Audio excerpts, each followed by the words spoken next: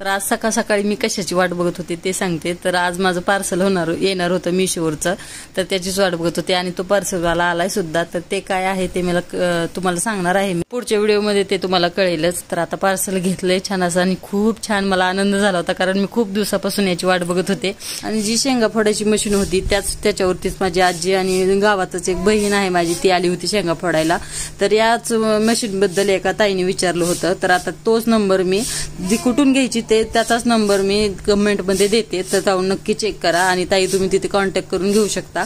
तर ही धाराशिवून आणलेली आहे, तर ती तुम्हाला आहे तशी भेटेल, तिथे कॉन्टॅक्ट करा, मी कमेंट मध्ये नंबर देते। तर ही माझ्या गावातलीच बहीण आहे, खूप फास्ट होतात, त्यामुळे ती एकदाच घेऊन आली होती आणि खूप सारं फोडून सुद्धा झाले। तर तुम्ही बघू शकता इथे पटकन होणारं एवढं सारे फक्त त्यांनी अर्ध्या तासात केलेलं आहे।